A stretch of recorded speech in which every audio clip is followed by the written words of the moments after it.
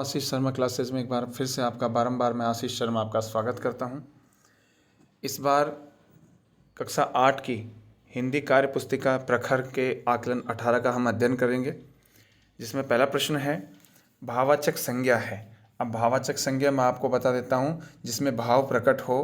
जैसे इसमें हमने इसका आंसर है बुढ़ापा, बुढ़ापा है, बचपन है इत्यादि, ये भाववाचक संज्ञा के उदाहरण हैं। तो इसमें बुढ़ापा जो है वो सही आंसर हो जाएगा। दूसरा प्रश्न है निम्नलिखित स्त्रीलिंग शब्दों का सही समूह छांटिए। तो इसमें जो चौथे नंबर का है उसमें चक्री, मकड़ी और टोकरी, ये तीनों जो हैं वो स्त्रीलिंग का प्रतीक है। तो इसमें चौथा नंबर का ऑप्शन आ जाएगा। इसी प्रकार तीसरा प्रश्न है निम्नलिखित शब्दों के दो दो पर्यायवाची शब्द लिखिए। तो बादल है तो इसका मेघ, पयोधर, वैसे बहुत से होते हैं, आप अपनी इच्छा अनुसार लिख सकते हैं। हमने लिखा है मेघ और पयोधर।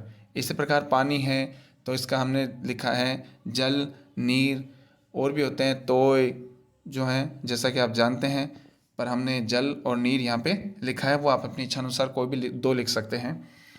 चौथा प्रश्न है नीचे दिए गए वाक्यों में क्रिया शब्द को विलोम शब्द में बदलते हुए वाक्यों को पुनः लिखिए। जैसे इसमें देखिए क्रिया जो शब्द है उसका विलोम करना है। जैसे खड़ी है तो उसको बैठाना है।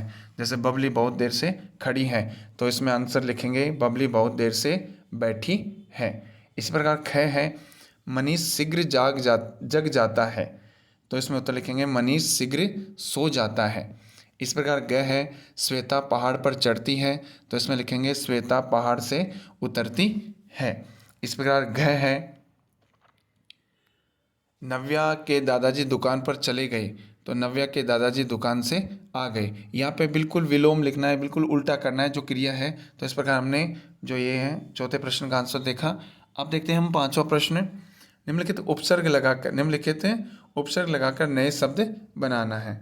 अब देखिए उपसर्ग जो है वो हमारे सामने दे रखे हैं। अन है तो इसका हमने बनाया अनुपयोगी, और दूसरा लिखा है अन्वेषण, इसके अनाचार, और भी बहुत से होते हैं जो आप अपनी इच्छा अनुसार लिख सकते हैं।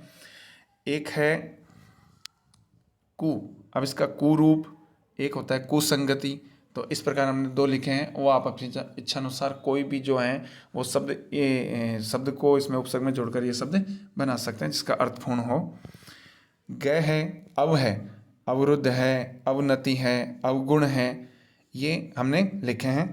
वी है इसमें विकार है और विचार है। इस प्रकार हमने 5 तक अध्ययन किए। अब हम देखते हैं छठा प्रश्न। इसमें छठा प्रश्न है अपने मन से काल के अनुसार एक एक वाक्य बनाइए। वर्तमान काल है, वर्तमान काल में जिसमें देख आपको पता है, आप पढ़ते आ रहे हैं, जिसमें ता है, ती है, रहा है, रही है, वर्तमान स्थिति की बात करें वो वर्तमान काल कहलाता है। भूतकाल जो समय गुजर चुका है उसकी बात करें तो वो भूतकाल कहलाता है। और भविष्यकाल जो समय आने वाला है वो उसे भविष्यकाल कहते हैं। तो वर्तमान काल में जैसे मनीषा जा रही है, ये हमने वर्तमान काल लिखा है। भूतकाल में सुरेश कल विद्यालय आया था, ये भूतकाल लिखा है। भविष्यकाल रजनी कल लेखन प्रतियोगिता में हिस्सा लेगी, ये भविष्यकाल है। इस प्रकार 7वां प्रश्न है दिए गए वाक्यों को सही क्रम में लिखें।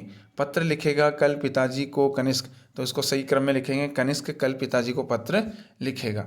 इस प्रकार खो जाते हैं बच्चे भीड़ में कभी कभी, तो इसको क्रम से जो है वो हमने लिखा है कभी कभी भीड़ में बच्चे खो जाते हैं। इस प्रकार ग है पाकर खुश बच्चे खिलौने हो जाते हैं, तो इसमें लिखेंगे बच्चे खिलौने पाकर खुश हो जाते हैं। अब देखिए अगला जो है नीचे दिए गए गद्यांश को पढ़िए और प्रश्नों के उत्तर दीजिए। मिट्टी के नीचे बहुत दिनों तक एक बीज रहे, महीना दर महीना इसी तरह बीतता गया। सर्दियों के बाद बसंत आया, इसके बाद वर्षा की शुरुआत में 1 दिन पानी बरसा। अब और छिपे रहने की जरूरत नहीं थी, मानो बाहर से कोई शिशु को पुकार रहा हो। और सोए मत रहो, उठ जाओ, सूरज की रोशनी देखो। आहिस्ता आहिस्ता बीज का ढक्कन दरक गया, 2 सुकोमल पत्तियों के बीच अंकुर बाहर निकला। अंकुर का एक अंश नीचे माटी में मजबूत से गड़ गया और दूसरा अंश माटी भेदकर ऊपर की ओर उठा। क्या तुमने अंकुर को उठते देखा, जैसे कोई शिशु अपना नन्हा सा सिर उठाकर आश्चर्य से नई दुनिया को देख रहा है। अब पहला इसमें प्रश्न है उपयुक्त गद्यांश का उचित शीर्षक लिखिए। तो इसमें जो इसका शीर्षक है वो हम चौथे नंबर का है, नन्हा पेड़। इसी प्रकार दूसरा प्रश्न है, मिट्टी के नीचे बड़ा पड़ा बीज कब अंकुरित हुआ? तो इसमें पहला आंसर है, मिट्टी के नीचे पड़ा बीज वर्षा की शुरुआत में 2-1 दिन पानी बरसने के बाद अंकुरित हुआ। इस प्रकार नवा प्रश्न है कि गद्यांश में ऐसा क्यों कहा गया है, और सोए मत रहो ऊपर उठ जाओ सूर्य की रोशनी देखो। इसमें आंसर लिखेंगे, क्योंकि बीज को पानी मिल चुका था और उसके अंकुरित होने का समय आ गया था। 10वां प्रश्न है, अपने आप को अनंत मानते हुए अपने मामा जी को जन्मदिन के उपहार भेजने के लिए धन्यवाद पत्र लिखित में पोर्टफोलियो में भी लगाइए। तो इसमें आप पत्र लिखेंगे, मेरे प्रिय मामा जी, आप जन्मदिन की बधाई देते हुए उनको लिख सकते हैं अपना पत्र। ठीक है, आपने देखा आकलन 18। मैं उम्मीद करता हूँ कि ये वीडियो आपको बहुत अच्छा लगा होगा, और अगर अच्छा लगा हो तो लाइक कीजिए, कमेंट कीजिए, शेयर कीजिए, सब्सक्राइब करना बिल्कुल भी ना भूलें। वीडियो अंत तक देखें ताकि आपको अच्छे से समझ में आए। अगले वीडियो में हम फिर से आपके सामने हाजिर होंगे एक नई और अच्छी लेटेस्ट वीडियो लेकर के। तब तक के लिए मैं इजाज़त दीजिए। जय हिंद, जय भारत।